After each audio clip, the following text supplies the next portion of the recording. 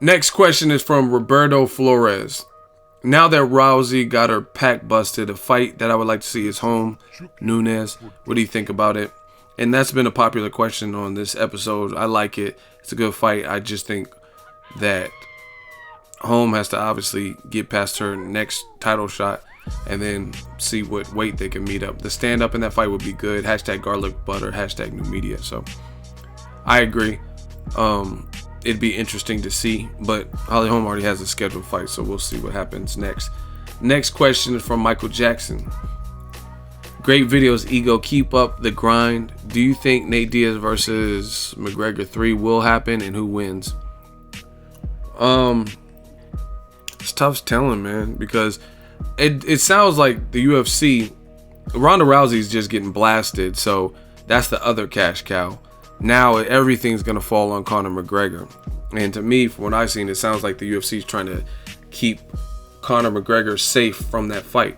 I mean, Dana White did an interview, and I talked about it and made a video about it. Dana White said in an interview that there's only a certain amount of wars you can go through, and it's not right to put Conor back in there in a trilogy because Nate Diaz is this massive guy and he's a 170 pounder. So that sounds like being afraid. That sounds like fear. You know what I'm saying? And then in the same breath, he's talking about how good Conor is and how gifted he is. So if that's the case, put his gifted ass back in there and have a rubber match in a fight that were both fights were competitive and they split them one apiece. So it's possible. Money talks. But I think knowing Nate Diaz is coming to scrap and he's hungry and Nate Diaz has that I don't give a fuck attitude, I don't know that Dana White would be in a rush or the UFC would be in a rush to put Conor back in there, because at the very least, even though Conor McGregor won the second fight, a lot of people thought he lost the fight, and you can certainly say he faded in the second half of it. And you got to admit that Nate Diaz, his win was more convincing because he got his guy to quit and submit, and the Conor McGregor came out methodical and dropped Nate Diaz to the mat a couple of times and made him bleed, but again, he faded during the stretch of the fight. So I don't know. I just don't think the UFC is in a rush, but maybe later down the line they'll make it if that's the option. But I don't think they're trying to do that anytime soon. As far as who wins, I don't know. I'm gonna rock with Nate Diaz just because he has the I feel like he has an edge. Conor McGregor, he can't convincingly, like, why didn't he do what he did to Eddie Alvarez to Nate Diaz? In 2 fights, he had 2 opportunities, and neither one of them he did that. So, and Conor McGregor looks sharp, so I'm rocking with Diaz. Next question, Greg Sanders, who would be a good opponent for Tyson Fury if he returns? I want to see Tyson Fury versus Huey Fury. Family matter. Nah, I'm playing. Y'all were like, what? But I think a fight, Joseph Parker, if he doesn't want to go straight into that, maybe take a tune-up. Dominic Brazil, Artur Spilka winner, something like that. Amir Mansour. And then take a proper fight like Joseph Parker. That's what I would say.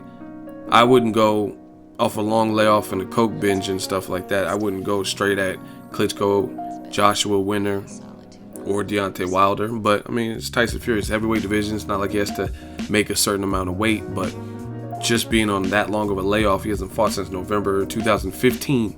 So that'd be a mighty long layoff. I personally, if I was Team Fury, I wouldn't suggest he go into one of the top 3. You know what I mean? Like Luis King Kong Ortiz, Joshua Klitschko winner, Deontay Wilder. I wouldn't recommend he do that straight away. I mean, you've seen Ronda Rousey, and I'm not comparing him to her, but layoffs can affect anybody.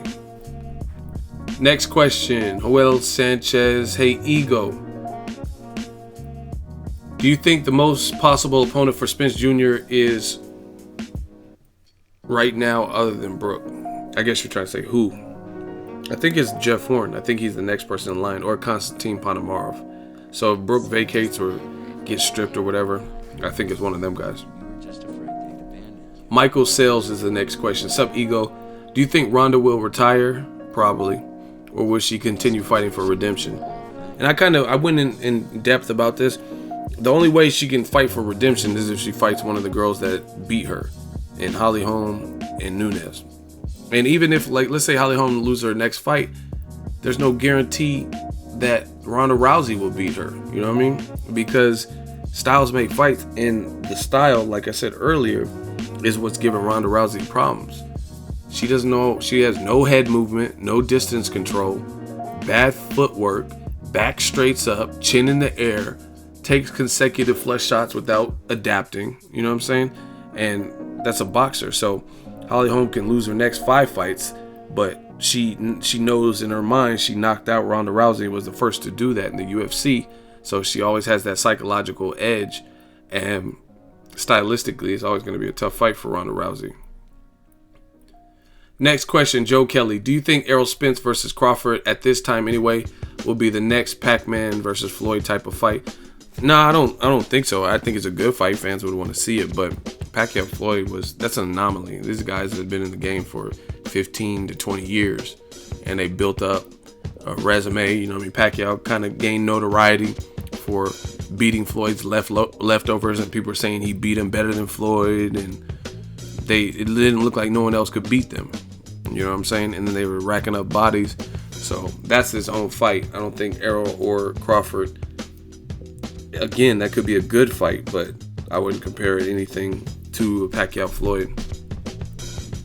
I just don't see it. Neither guy having the fan base to make it like that. I mean, Crawford Postal did like 50,000. So I wouldn't compare it to Pac Floyd. Pac. Next question, Rob Lowe. Ego, what do you think of Kell Brook holding up that IBF title fight against Spence? Kind of went over this earlier. Not a fan, don't like it. And if he gives up his belt after facing Golovkin, it's not going to look good. And it doesn't matter that he went up to middleweight to fight Golovkin, because I told you guys in the previous video, Dare to Be Great, that was a win-win situation. Great payday, probably his career best payday for both guys. And you had an excuse. You had a scapegoat to fall back. It was too much weight. And hey, I fought the middleweight champion that other people are allegedly afraid of. So you always had something to fall back on. You know what I mean? I wasn't big enough or strong enough, or if it weren't for my eye, that's why I didn't want to see that fight. Next question, James Lopez. Do you think Danny Jacobs has the right sparring partners for the Triple G fight? I don't even know who he's sparring. I heard he might be sparring some guys from Eastern Europe or Aventel Kurtitse, but I don't know. I don't know for a fact that who he is sparring, so I don't know who his sparring partners are. And does Peter Quillin punch harder than Triple G? It's possible. I mean, I've never been punched by both, so I wouldn't know. But from what I've seen in reaction, I would say Peter Quillin has more single shot power. But I would also say Golovkin has better technique, and with his amateur experience, he can deliver his power better. Peter Quillin, you know what I mean? Like when he was getting backed up by Jacobs, he kind of like, he looked kind of froze and stuck. Triple G has a lot of amateur experience, so I would say Peter Quillin. I gotta remember, Peter Quillin and Gabe Rosado did an interview talking about it, and he was like, I forgot, I don't want to misquote Gabe Rosado, but it sounded like he said Peter Quillin, if I remember correctly, I thought he said Peter Quillin did hit as hard or harder than Triple G. I gotta go look for that interview. So single shot power, he probably does hit harder. He's a big dude, you know what I mean? Met the dude, interviewed him. But Triple G overall has better delivery of the power. Like he knows how to place his shots better. So sometimes, and he has power too. Don't get it twisted. I'm not saying like, see, that's what people get so defensive. Oh, what do you mean Quillin is harder? He vacated his belt. That has nothing to do with it. We're talking power for power, bar for bar, line for line, power versus power. And it is what it is. That's like Kendall Holt at 140. He's probably one of the hardest punchers. That's not saying he's gonna beat everybody, but you could probably argue that he hits harder than Danny Garcia at 140. Doesn't mean he'll beat Danny Garcia, and he didn't beat Danny Garcia. You know what I'm saying? So it's different. There's different ways to rate power, but some guys have thudding power. Some people have snappy power. Some people have like you're gone from your senses, separated from your senses. It's just different types of power. Next question is from Hamoud Ali. Yo, Ego, Kell Brook and Amir Khan are in negotiations. What do you think about the fight and predictions? Well, I'll say the prediction if the fight actually happens, because I heard they might take a tune-up. And I've been making videos and said it earlier. I'm not that impressed with the fight because they both chose to move up and get knocked out. Well, that's what happened. They got knocked out when they moved up. So, I mean, it's cool. It's still a good fight. I would watch it. But it's not, when I look at the boxing hit list, there's other fights that trump that now. You know what I'm saying? Like Garcia Thurman or Errol Spence versus Keith Thurman, Anthony Joshua, Deontay Wilder, Tyson Fury Wilder, Tyson Fury Joshua, if David Haye beats Bellew and Josh, all those types of fights or Luis King Kong Ortiz versus Wilder or Joshua, you know what I mean? All those fights are all better fights to me because in most of those equations, it involves two people who are undefeated and or one or none have been stopped even in their losses. And Kell Brook's coming off of a loss and a bad eye injury. Next question is from Luke Sakwakwa. I don't know if I pronounced that right. Probably not. Hey Ego, love your work. When I first started watching you, I didn't always agree with your opinions, but I always respected them because your arguments supporting it were valid and make sense. And that, I think, is missing from many wannabe boxing quote-unquote experts' valid points. That being said, my question is, 1, if Canelo beats Chavez Jr., which is possible, but it's a 50-50 fight for me, and Triple G beats Canelo, where does Triple G go from there? Does he move up to super middleweight to fight Zordo Ramirez, or does he chase after Billy Joe? Even though I don't think Billy Joe want anything to do with him at this point. No, I know Golovkin still has to beat Jacobs first, but say in this scenario he did. Good question. I mean, truthfully, if he beats Jacobs, he might as well just, and he beats Canelo in your scenario, he might as well stay around for Billy Joe Sanders and unify and get that all the belts totally. Or force Billy Joe to vacate or whatever like Canelo if you really don't want that work. So, I mean, at that point, if he beats Jacobs and Canelo, might as well get that last little Pokemon, you know what I'm saying? It doesn't make sense to move up and not collect that last one when you've collected. You stuck around long enough to collect all the other belts, consolidate the WBA with Jacobs, then fight a money fight in Canelo. You know what I mean? Might as well go after Billy Joe, get that last strap. And if for some reason that can't happen or whatever, then yeah, he's probably going to have to move up to be tested. I mean, there's literally nobody else at middleweight at the moment that looks like, unless Jermall Charlo comes up or something and can make some noise up there. But I mean, there's not really, I can't think of any other options that wouldn't be backtracking. Unless, like I said, Edson Lara, Jermall Charlo, or somebody moves up, Demetrius Andre moves up and those fights manifest. But that's a good question.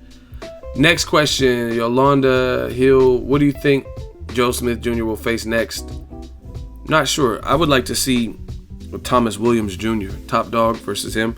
They have a mutual opponent in Adonis Stevenson.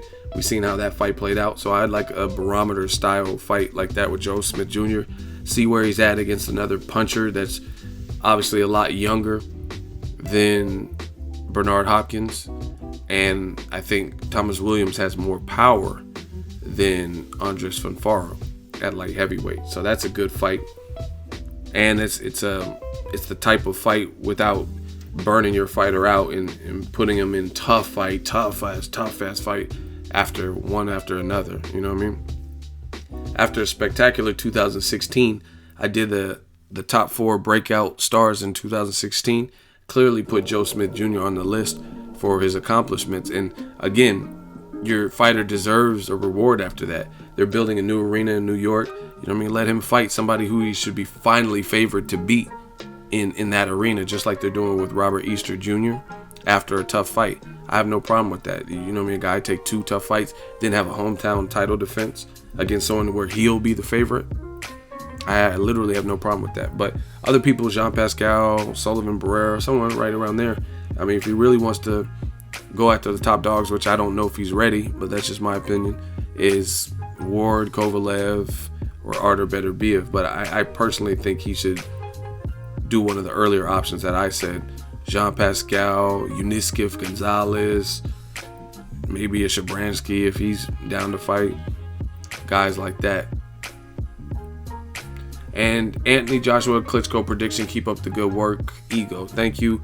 And I don't like to do a lot of prediction videos because sometimes I don't have my thoughts fully collected in Monday Mail Day, because that's just how it is. And I don't want to get too, for the sake of continuity and making a short video. That's another reason why I don't like to do too many predictions, because when I start really thinking about a fight and breaking it down, I want to cover all my bases and cover the fight entirely. So the best way for me to do that is the 7 reasons video, where I could dedicate the whole video. So I'm not going to do a Joshua Klitschko prediction in this, because like I said, some people don't like, what if the people watching don't care about that particular fight, and then I'm carrying on for 10 minutes about who will happen and strengths and weaknesses, you know what I'm saying? So I'll save that. And it's so far away, I think I can do a 7 reasons. I think I'll have time to do it.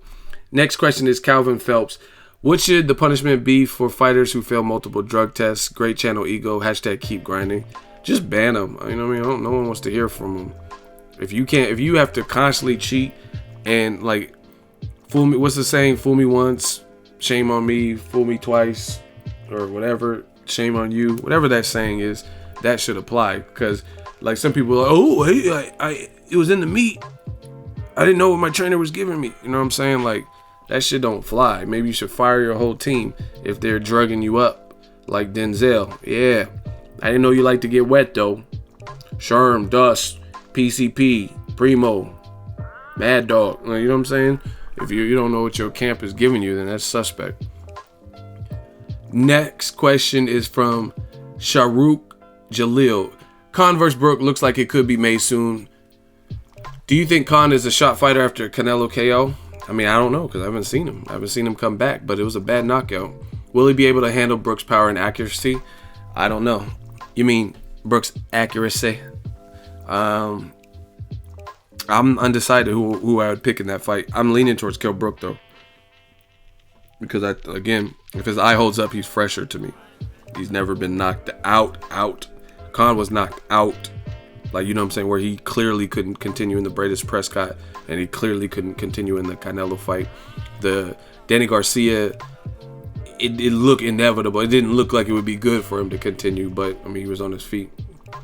So, I'm leaning towards Brook, but I don't know if Khan, how he bounces back, because he went up in weight, no rehydration clause. He's talking about Canelo was weighing 182 or 190 or something crazy. So, if that is, in fact, true, I don't know how he found that out or whatever, then that means you not only moved up in weight, but you got knocked out with a single shot by a guy who probably outweighed you on fight night 25 pounds. Not good. You know what I'm saying? Next question, Paulie G17. Happy New Year, Ego. Happy New Year. Hope you enjoy the celebrations, bro. Here's my question. Is this the end of the road for Ronda Rousey? And I answered that earlier pretty much in detail. Do you think she should retire? I'm not going to tell her. It's not my career, so it's not really up to me to decide if she should retire. I just think it's a real big uphill battle, and her team made some rookie mistakes and arrogant mistakes, from my view, in terms of thinking they're going to just go, a girl that just destroyed Miesha Tate, a mutual opponent, and think they're going to get a title shot and not improve anything in her stand-up game and be good. I don't know. Like, she trained like she was in shape. But what did y'all work on? Because she literally had no answers. She got hurt with the jab, and she literally had no answers for the barrage of punches from Amanda Nunes. That's really not normal for any elite level fighter. I can't think of any elite level fighter that I seen do something like that, like where they just kept getting hit. I mean, I don't know. Dominique Cruz got hurt by what's the name, Garbrandt. But he wasn't getting, you know what I'm saying? He looked like he was at least trying to dodge shots and get back in the fight and move a bit. You know what I'm saying? Ronda Rousey was just ping, ping, ping. She was just getting hit. Thanks, dude. Shout out to Killitainment. Hashtag 2017. Triple G, sunny side up. We'll see. Jacobs is a good fight. Next question is Gold. Happy New Year, Ego. Happy New Year. What are you looking forward to the most in 2017 for boxing?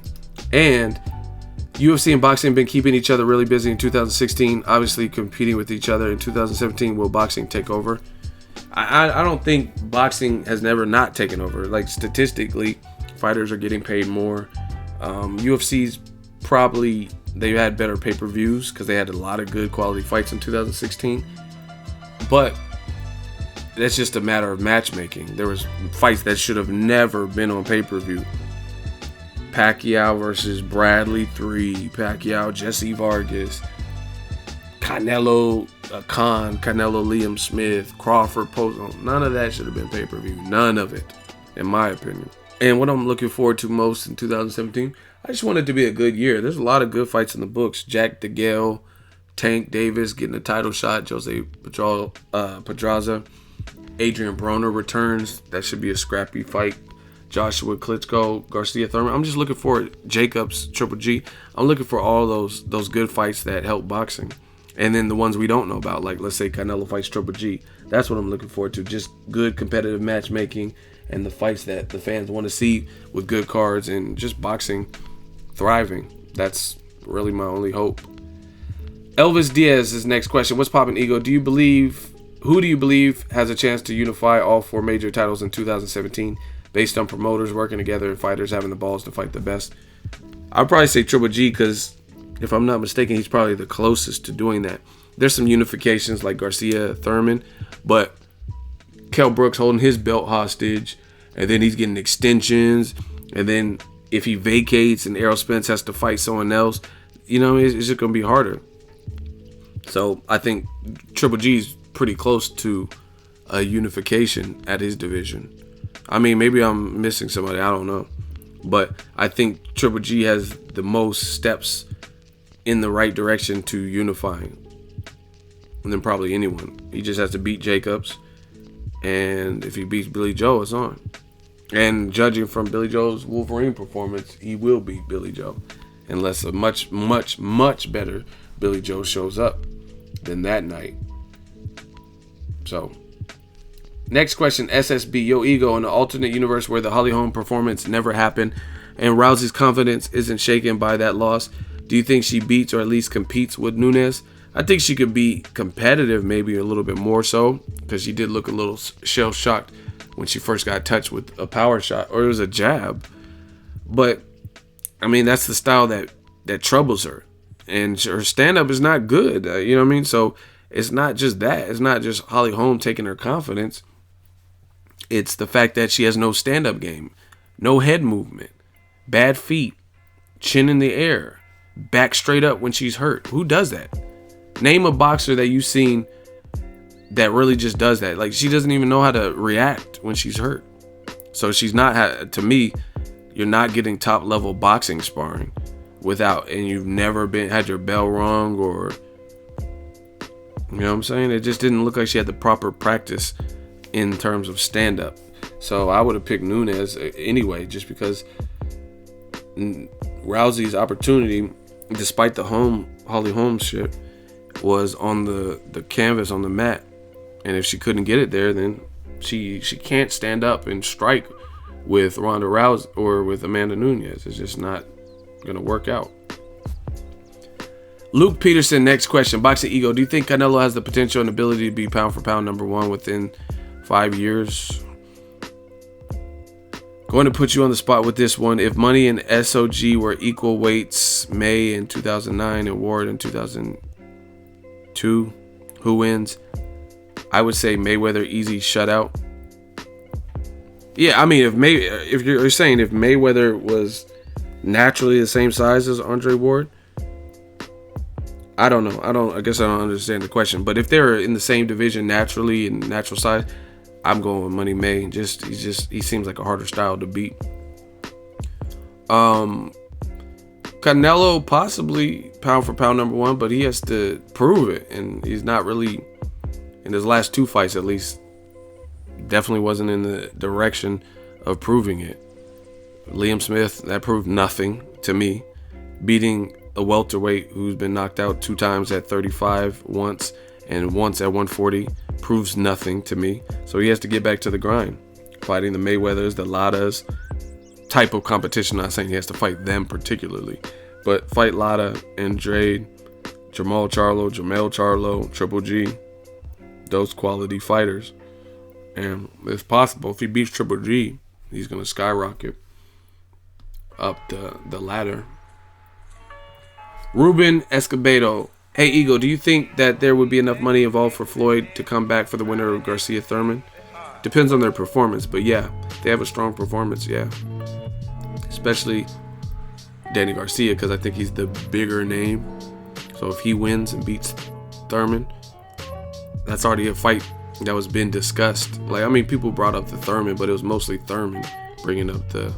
I see more people kind of make videos about Thurman versus Errol Spence than that. But at a point in time, before the Herrera fight or Peterson, people were linking Danny Garcia to him after he beat Lucas Matisse and stuff. That's the only fight I see him possibly coming back for, because I don't think Maypac will happen. Happy New Year. Happy New Year. I think if they have a strong performance and a lot of eyes see it, that's the type that will lure Floyd back. So yeah, that's a good one. Marco_is_king. Do you think Canelo not fighting Golovkin for the past couple of years is making a bad reputation on Mexican fighters? No, because you can't stereotype because of what one fighter who happens to be Mexican did. You know what I mean? Because if that was the case, then what about Victor Ortiz? He been quit. Canelo at least never quit in a fight. You know what I'm saying? You can't blame a whole ethnicity or a race or anything or a culture based on what one person did. I've seen, you know what I mean, Nicholas Walters quit. So like all Jamaicans or black fighters bad. You know, you can't do that. So no, I don't think so. I don't think it's a bad reputation. I mean, I don't know. Maybe you can talk to someone like a Mexican fighter, see how they feel. They might feel like, oh, he's giving us a bad name, but I personally don't blame a whole race based on the actions of one person. Fight anyone at any time, example Oscar De La Hoya, Julio Cesar Chavez. I mean, the times were different. They clearly would fight whoever, and their resume showed that. So I don't know. I personally, like I said, I can't blame a whole like community or demographic based on Canelo and his team's decision. So no, I don't think it makes a bad reputation because there's Mexican fighters who will fight anybody. Orlando Salido, he clearly will fight anybody. He fought Lomachenko, Mikey Garcia. Those are some of the best fighters in the world right now. You know what I'm saying? He fought Yuriorkis Gamboa. So that rule don't apply for everyone. Number 2, do you think we'll ever see Cotto Margarito 3? Hopefully not. I don't want to see it. I know it's highly unlikely, but I want to know your take on it now that Margarito's fighting again. I mean, I don't care about the fight. I don't want to see it. I'd rather see him fight Canelo's brother again. Margarito's done to me. He's not the Margarito I seen that fought Paul Williams. He's been stopped. His eye looks like trash. I mean, he doesn't look the same. He got knocked down by a guy that Jose Benavidez, I believe, knocked out at 140. And I think that guy moved up in weight to fight Margarito at 54 or something. So he's not the same fighter to me. So I could care less. Cotto, I wouldn't even say he's the same fighter either at this point. So I don't really care about that particular fight, to be honest. Next question is from Alex Brown. What up, Ego? Keep up the great work. Me and my lady are huge fans. Thank you for the support. More people like you dedicated to bringing boxing back, and it'll be back in no time. Thank you. If Tank Davis wins, what do you think of a fight with High Tech after 2 or so title defenses, or High Tech versus Easter Jr.?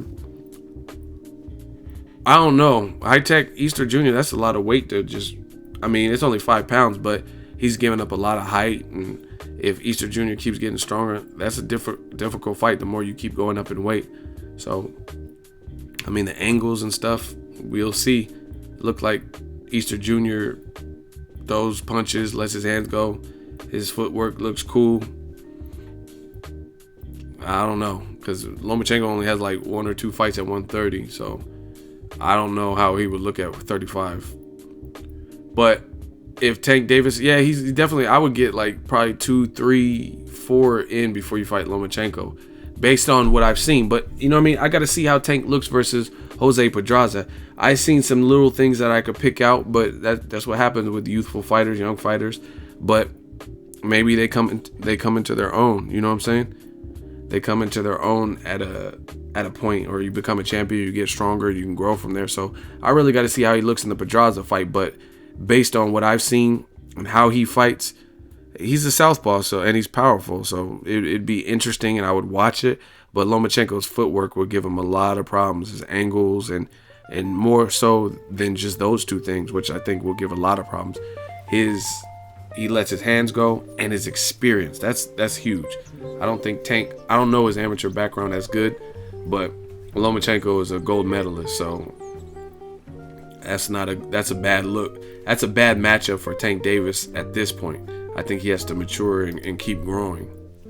But who knows? Like I said, after the Pedraza fight, maybe he looks crazy. You know what I'm saying? If he goes in there and bombs out Pedraza, then I'm going to have learned something about Tank Davis. So I got to see that fight first. But at the moment, from what I've seen thus far and the level of competition thus far that I've seen from Tank Davis, the Lomachenko fight is not something he should be worried about in the near future. Next question, Eatman888, Boxingego, thank you for speaking the real on Ronda. That's what I try to do. It's funny how most are taking it easy on Ronda, talking about all the good she done in MMA, which is true, but with Floyd in a legacy win, the media monkeys bash him and call him a cancer to the sport. Double standards. Floyd not perfect, but he has his good qualities and has done good for others, like the video you made with Floyd paying for fighters' funerals, multiple fighters, which you are the only one who brought that up. Why the double standards? By the way, where the F is Ego Valley? Haven't seen homie in a minute. You know, I've been chilling.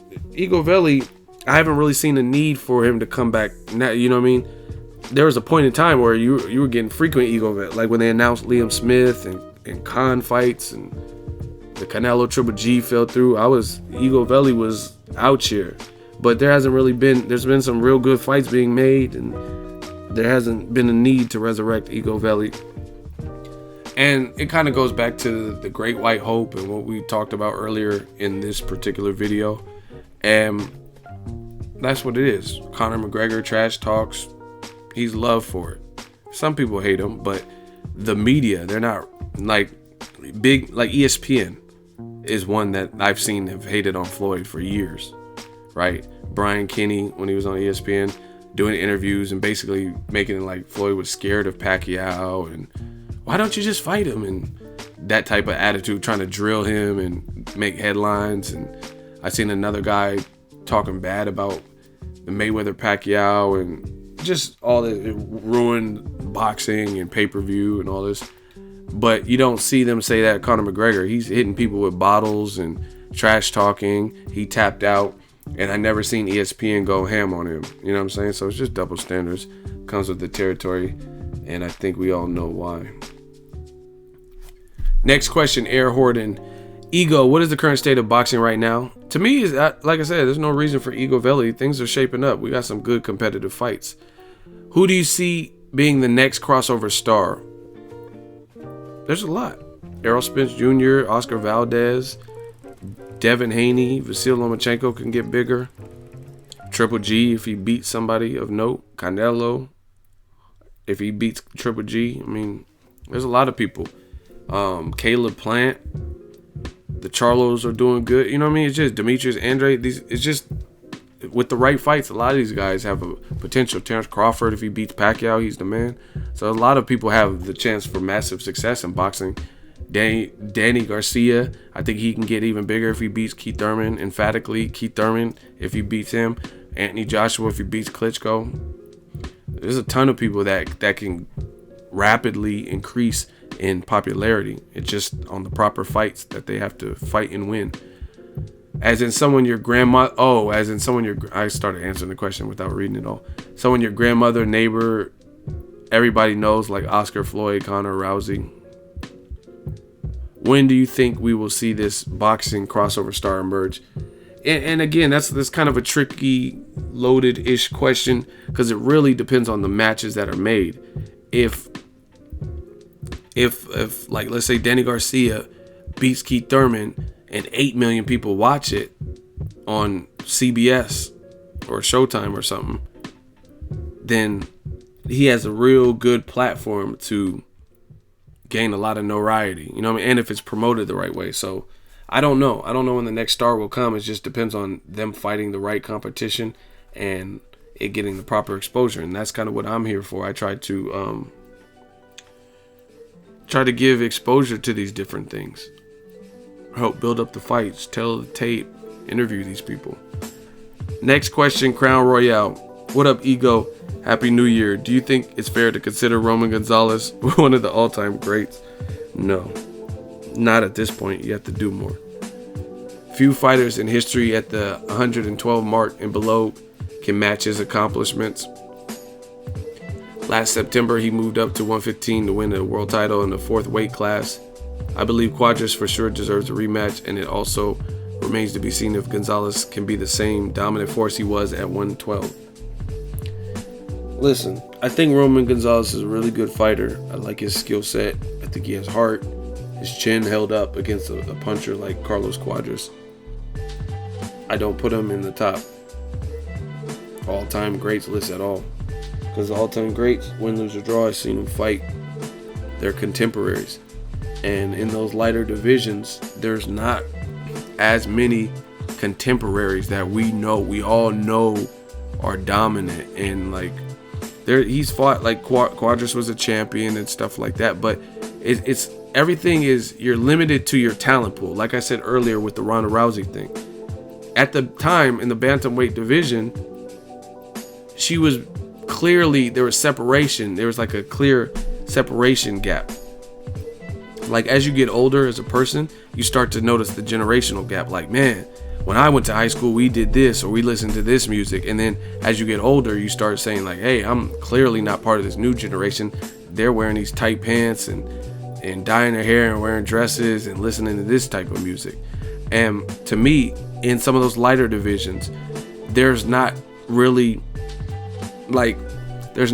two fighters like that, like a Pacquiao and a Floyd. They're just running through everybody and then they're fighting each other, right? There's clear gaps in terms of skill and quality. You know what I'm saying? Like, and some people, oh, you just don't know about the light divisions, man. Okay, so you tell me 5 fights from Carlos Cuadras. Name 5 Roman Gonzalez fights. You know what I'm saying? Versus the people you name, or like the people like the Julio Cesar Chavez. I can name 5 people that Chavez fought. De La Hoya fought. Floyd fought. Mayweather fought. You know what I'm saying? Sugar Ray fought. Marvin Hagler fought. Pacquiao fought. You know what I mean? You can name a bunch of people, and people where they were slated to lose those fights. When is Roman Gonzalez, who is he favored to lose to out of any of those guys? You know what I'm saying?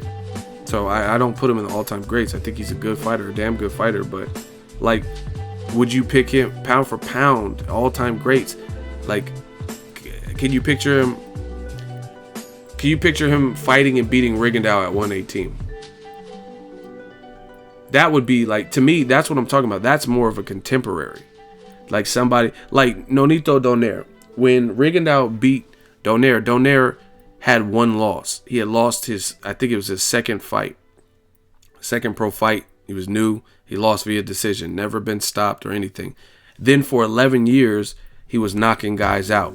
Fernando Montiel, or not just knocking them out, but beating guys. Fernando Montiel, Vic Darchinyan. And back then, there was more talent in those lighter divisions to me. Fernando Montiel, highly ranked, right? Vic Darchinyan, awkward, herky-jerky with power, right? Jorge Arce, you had different people like that. You know, you had different guys, and Donaire was beating a lot of ranked guys that we already knew about if you watched boxing back then, right? And I just haven't really seen that. Like let's say even like a Prince Nassim Hamed. when he fought Marco Antonio Barrera. Those guys were like both highly ranked guys when they fought. When Barrera fought Eric Morales in their division, highly ranked guys, known good fighters, you know what I'm saying? And I just haven't really seen that with Roman Chocolatito. And then if you look at his toughest opponents, he hasn't looked like the best names on his resume: Brian Viloria, Estrada, and Carlos Cuadras. To me, I mean, if there's someone else that you guys think was way better than them, let me know in the comment section. And in each of those fights, the Carlos Cuadras was a tough-ass fight of the year. Some people thought he lost that. Estrada, some people thought he lost that. So why would I put him in the all-time greats list? He beat Brian Viloria, but in the round he knocked out Viloria, who already had losses, who had already been knocked out before. He got hurt in that round. You know what I'm saying? I'm not saying you can't get hurt, but I just can't put him in the all-time greats. He has way more to do, and he has to fight a contemporary. Floyd Mayweather beat contemporaries.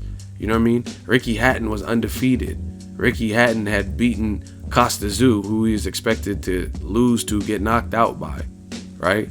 He beat like Castillo and other people. Pacquiao, Cotto, Shane Mosley, Canelo, who was undefeated and much bigger, 13 years younger. Name someone like that Roman Chocolatito has fought. Oh, wait. Next question is from Good Music. Suggestion question. Could you do a segment where you focus on young prospect contenders on the come up? Basically giving some shine to fighters you think are promising and breaking down their qualities the way you do so well. Yeah, I'll try to. I'm always up for suggestions. I'll try to incorporate more of that. I try to already do that too. Like at one point I would do first looks. Like one of them was Roman Chocolatito Gonzalez that I did. And the video is just about him. It's not a tell of the tape. I just did a facts and stats about him because I wanted more people to know. And this was before his HBO debut, people. And I'll try to do more of that. And I try to do some interviews like my dude Joey Spencer. Just people you want to check for. So I'll see how I can continue to do that and then maybe even do it even more. A few more questions. Ali Diego 619, Boxingego, what up, bro? Ronda Rousey has no stand-up game at all, clearly, and also has no head movement, clearly. That's what I said too. And to think that people were even entertaining the idea she could beat the most skillful boxer possibly of all time in Floyd Mayweather Jr. is super disrespectful. Your thoughts, bruh? You said it perfectly. Disrespectful. I mean, one thing that goes without saying, I am not sexist. I love my ladies.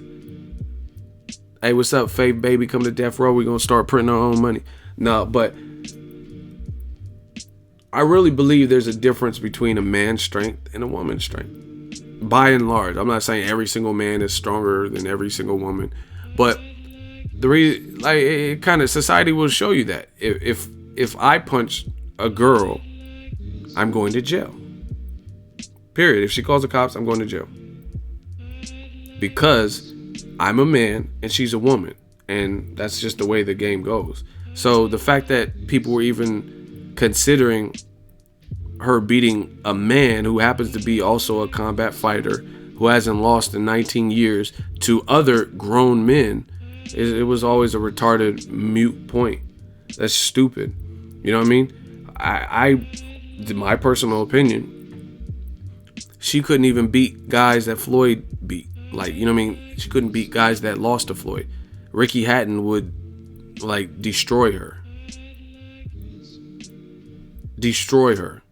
Canelo would, I mean, he would be back in Guadalajara because he'd be on the run from the law for murder if Canelo fought Ronda Rousey. You know what I'm saying? Maidana. It's just, you know what I'm saying? It would not be fair or fun if any of those fights happen. But people have this notion that, oh, it's pillow-fisted Floyd. He's fighting other grown men. He's not fighting a woman, right? And obviously he's doing something to get Canelo and Robert Guerrero and all these guys respect, because then why don't they just bum rush him and just walk through all of his shit and knock him out? So it was always a dumb topic that the media blew up and blew out of proportion and pumped into this poor girl's head, and she started thinking she was a real boxer, and that was her undoing. Next question, good music. What should Errol Spence do if Kell Brook decides to fight Khan? I would love to see him fight Berto or Peterson, 2 former champions. Those are good fights. A win against either would eliminate all talks of having a weak resume. Yeah, I agree. I like the matchups that you said a lot, but he's already en route to get the title, so he needs to just stick to his path, the IBF belt. So although those are really good fights, the Berto and Peterson, he probably has to, if Kell Brook fights Khan, then he's probably going to get stripped, meaning his belt will become vacant, and then Errol would have to fight the highest ranking person with the IBF other than himself. So if it's Berto or Peterson, then great, but I don't think it is. Last time I checked, I think it was like Jeff Horn or Konstantin Ponomarev. So I like those fights just in general, but he just needs to stay true to his path, and he's already worked to, he's like 1 step away from a title shot with the IBF. Or should he fight for what he deserves as a mandatory title shot against Brook? And that's kind of what I just read the other part of your question, but that's kind of what I was saying. You work so hard, like, you know what I'm saying? That's like slaving all day in the kitchen for 6 hours, marinating some meat, chopping up onions and celery and parsley and vegetables and blah blah blah, seasoning it, and then you do all this stuff. You put it in the oven.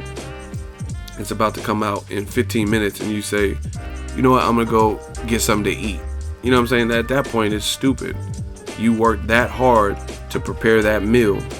Why are you gonna turn around and leave now and go get takeout or fast food?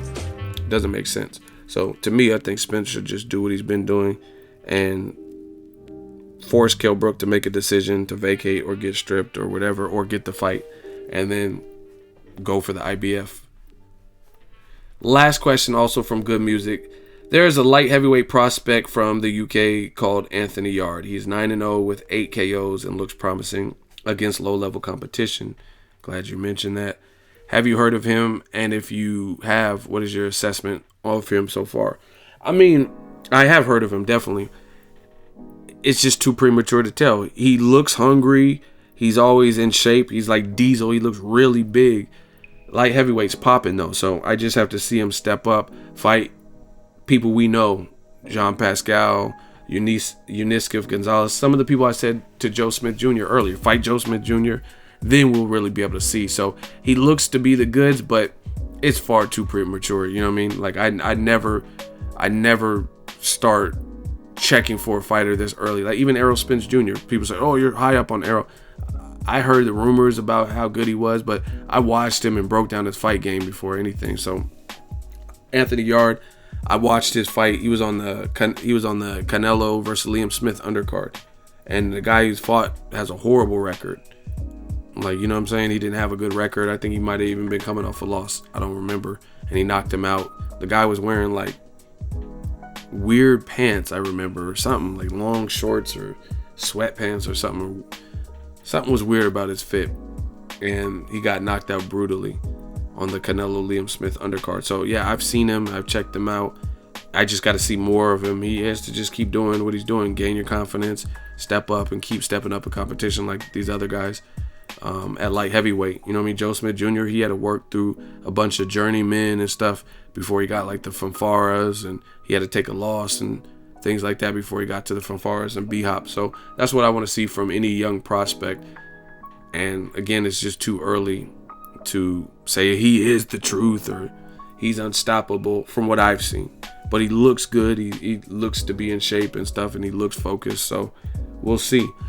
Let me know how you guys think I did this week. I try to get to a lot of questions. Drop it in the comment section. Make sure you share the video, like the video as always. Hate, comment, and subscribe. Till next video, is Ego signing off.